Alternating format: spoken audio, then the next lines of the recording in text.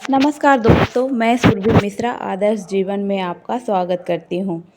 आज मैं लेकर आई हूँ सीता माता की एक अनोखी कहानी।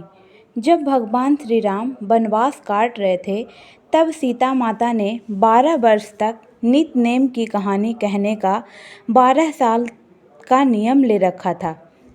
राम आए, लक्ष्मण आए, देश के पुजारी आए, नित नेम का नाम लाए। आओ राम बैठो राम, तपी रसोई जीमो राम, माखन मिश्री खाओ राम, दूध बतासा पियो राम, सूत के पलका मोठो राम, साल दुसाला ओढ़ो राम। जब बोलूं जब राम ही राम, राम सवारे सबके काम, खाली घर भंडार भरेंगे, सबका बेड़ा पार करेंगे। जय श्री राम, जय जय राम। ये कहानी सीता माता नित्य प्रति कहती थीं और श्री राम इसे सुना करते थे। एक दिन श्री राम को लक्ष्मण जी के साथ किसी काम से बाहर जाना पड़ा, तो सीता माता बोली, भगवान, मेरे 12 वर्षों का नित्य नेम का नियम है, अगर आप बाहर जाएंगे तो मैं अपनी कहानी किसे सुनाऊंगी। श्री राम ने कहा कि तुम कुएं की पाल पर जाकर बैठ जाना और वहाँ पर जो औरतें पानी भरने आएंगी उन्हें तुम अपनी कहानी सुना देना। सीता माता कुएं की पाल पर जाकर बैठ जाती हैं। एक स्त्री पानी भरने के लिए आई। उसने रेशम की जड़ी वाली साड़ी पहन रखी थी और सोने का घड़ा ले रखा था। सीता माता उसे देखकर कहने लगी, बहन, मेरा 12 वर्ष का नित्य नेम सुनने का नियम है, मेरी कहानी सुन लो। पर वह स्त्री बोली कि मैं तुम्हारा नित्य नेम सुनने बैठूंगी तो मुझे घर जाने में देर होगी और मेरी सास मुझसे लड़ने लगेगी। उसने सीता माता की कहानी नहीं सुनी और चली गई। घर पहुंचते पहुंचते उसकी रेशम जड़ी की साड़ी फट गई और सोने का घड़ा मिट्टी का हो गया। सास ने देखा तो बोली, ये किसका दोष अपने सिर लेकर आ गई है। बहू बोली, माताजी, मैं भी हैरान हूँ, ये आखिर कैसे हुआ। मैं तो कुएं से पानी भरकर आ रही हूँ, पर कुएं पर एक औरत बैठी थी जो मुझसे कह रही थी अपनी कहानी सुनने को।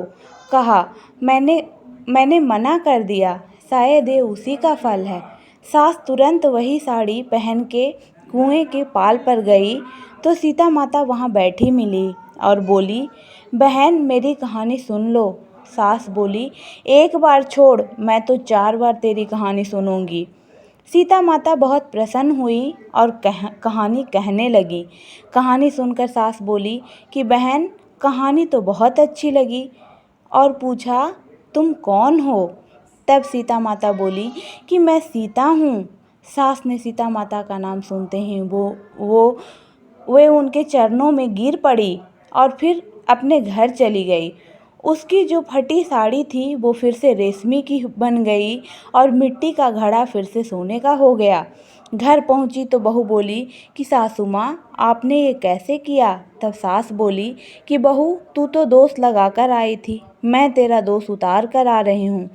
वो स्त्री जो तुम्हें मिली थी वो सीता माता थी, पुराने से नया कर देती हैं, खाली घर भंडार भर देती हैं, सभी इच्छाएं पूरी करती हैं। बहू बोली, माँ जी, ऐसी कहानी मुझे भी सुनाओ। तब सास ने वही कहानी बहू को भी सुना दी। तब कहानी सुनकर बहू बोली कि माता जी, कहानी तो बहुत अच्छी है, इसे हम रोज कहा करेंगे।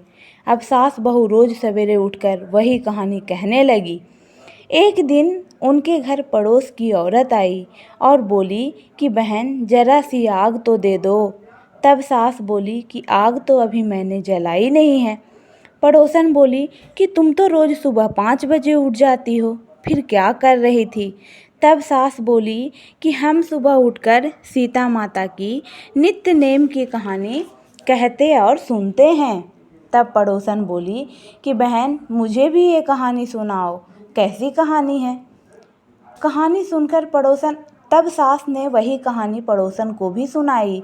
पड़ोसन कहानी सुनकर बोली कि अब ये सीता माता की नित्य नेम की कहानी मैं भी कहूँगी। कहानी कहने से सीता माता ने पड़ोसन के भंडार भी भर दिए। तो हे सीता माता, जैसे उनके भंडार भरे, वैसे ही जो इस नित्य नेम कथा को कहते और सुनते हैं, हर माँ बहन का भंडार भर देना। जय हो माँ सीता।